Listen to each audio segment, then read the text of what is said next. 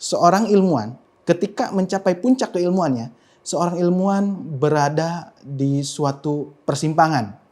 Persimpangan itu apa? Ilmuwan itu bisa menuhankan otaknya atau menuhankan yang menciptakan otaknya.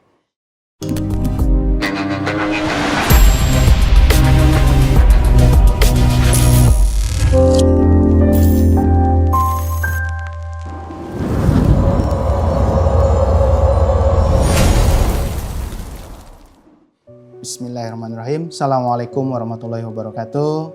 Sahabat JIJ Inteleksia, berjumpa lagi di JIJ Inteleksia dengan saya Eka Sugandi, Kepala SMAS Dar El Qalam 2 Pondok Pesantren Dar El Qalam 3 Kampus Daiza, dan saya juga sekaligus mengajar fisika.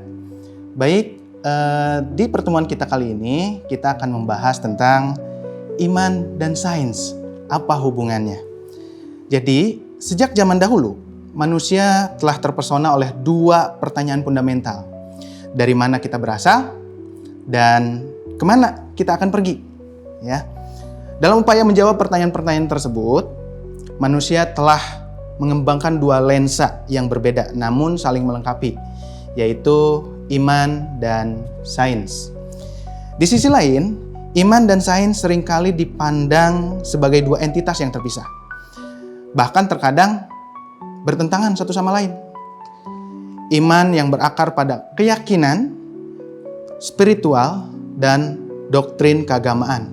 Berfokus pada pertanyaan-pertanyaan eksistensial dan moral yang dalam. Di sisi lain, sains adalah metode sistematis untuk memahami dunia melalui observasi, eksperimen, dan analisis. Meskipun terdapat ketegangan antara keduanya, banyak pemikir dan ilmuwan berpendapat bahwa iman dan sains dapat saling melengkapi satu sama lain.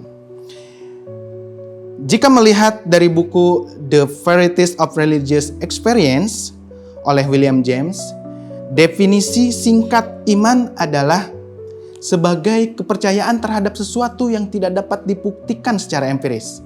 Dan keimanan ini berperan dalam memberikan makna hidup yang jelas serta tujuan. Dalam konteks agama, iman dapat mencakup keyakinan, kemudian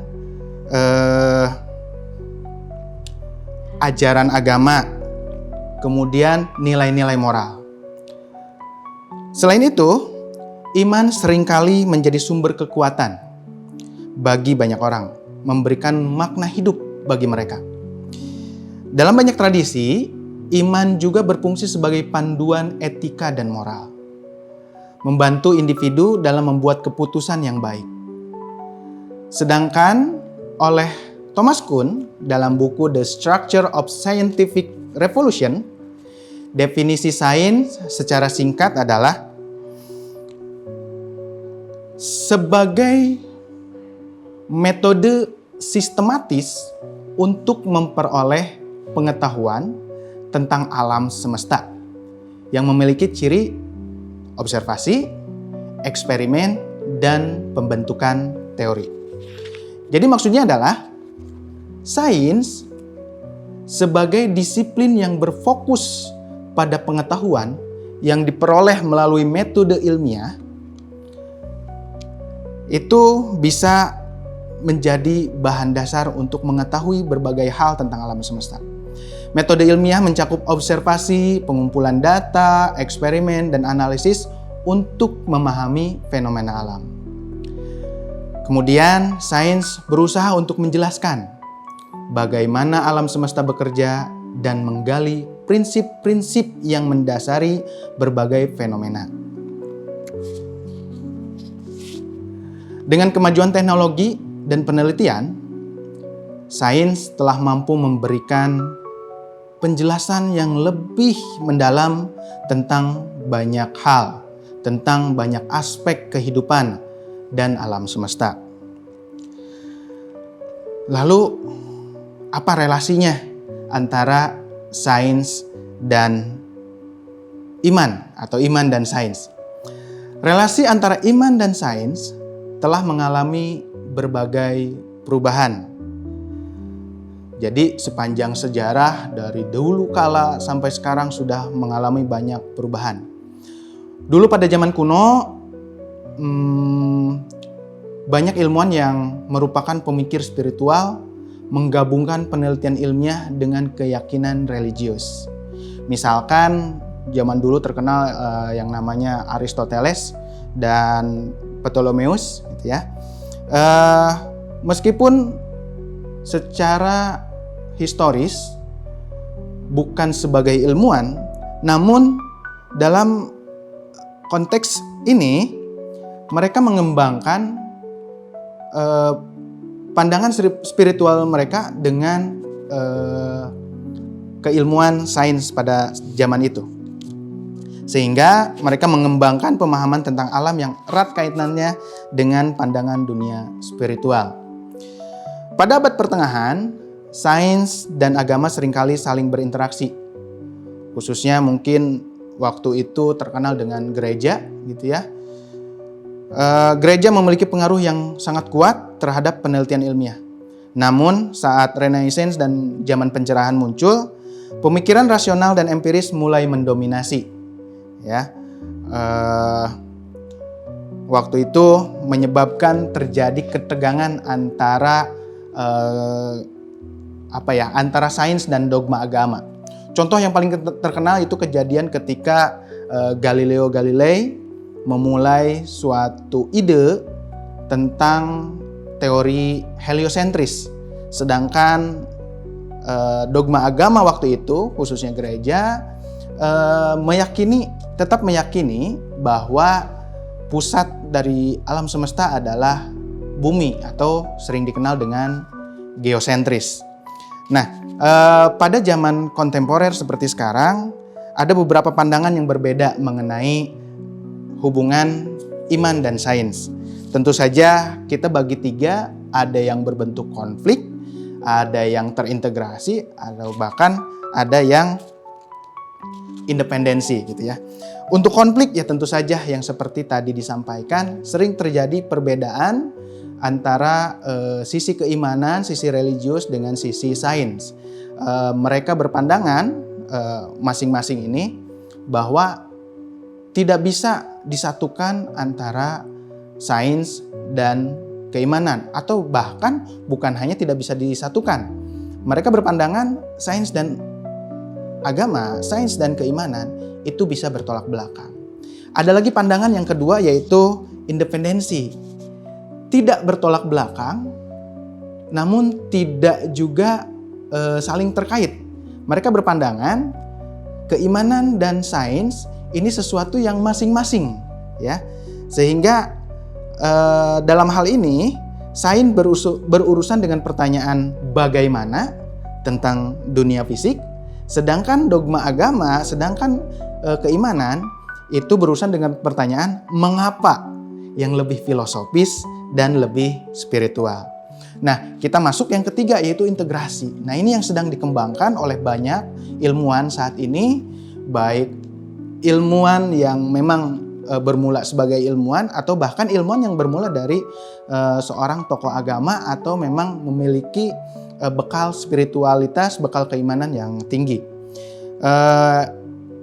Hal yang ketiga ini berusaha untuk mengintegrasikan iman dan sains. Mereka percaya bahwa sains dapat memperdalam pemahaman tentang dunia yang diciptakan, sementara iman memberikan makna yang lebih dalam, makna dan tujuan yang lebih dalam. Dalam pandangan ini, sains dan iman bisa saling melengkapi, memberikan wawasan yang lebih komprehensif tentang eksistensi manusia. Banyak hal, contoh integrasi atau keselarasan antara iman dan sains. Yang paling terkenal itu tentu saja di sains itu tentang teori Big Bang. Nah, teori Big Bang ini, para ilmuwan mengemukakan tentang teori Big Bang yang bahwa asal mula alam raya ini, asal mula jagat raya ini bermula dari sebuah kumpulan yang memadat, kemudian terjadi suatu ledakan besar, dan ledakan besar ini yang memunculkan planet-planet, bintang-bintang, kemudian rasi bintang dan segala macam. Nah, dalam konteks keimanan, banyak para tokoh agama menyepakati tentang teori Big Bang ini karena selaras dengan apa yang ada di kepercayaan agama. Kemudian ada lagi contoh lainnya itu di biologi dan genetika. Ketika ditemukan tentang teori konsep tentang DNA, sesuatu yang sangat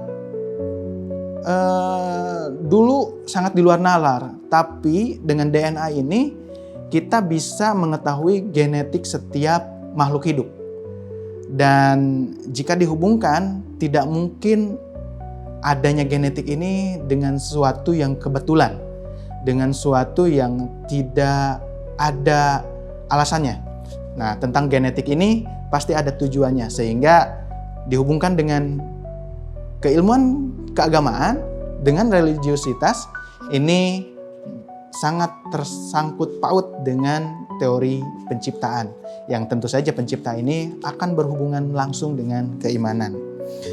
Meskipun ada upaya mengintegrasikan iman dan sains, tentu sampai saat ini masih banyak pertentangan-pertentangan, sampai ada sebuah ungkapan, ini sangat menggelitik bagi saya dari dulu sampai sekarang. Ketika sampai pada puncak keilmuannya, seorang ilmuwan, ketika mencapai puncak keilmuannya, seorang ilmuwan berada di suatu persimpangan. Persimpangan itu apa?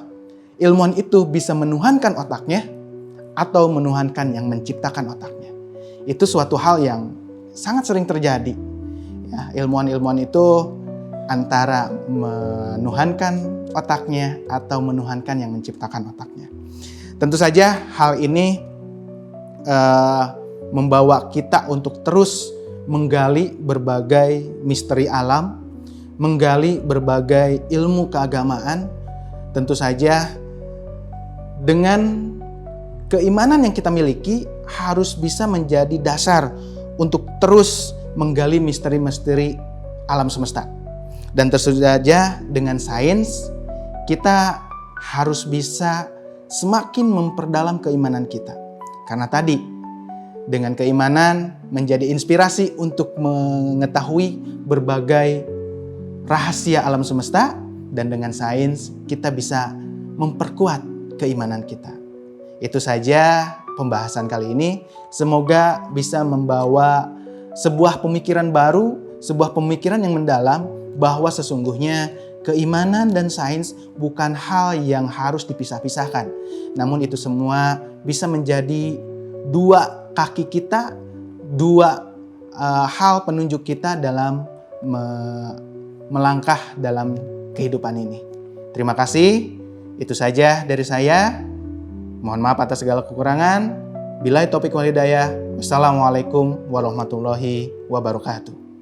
Jai Jai Inteleksia, membaca, berpikir, dan berkarya.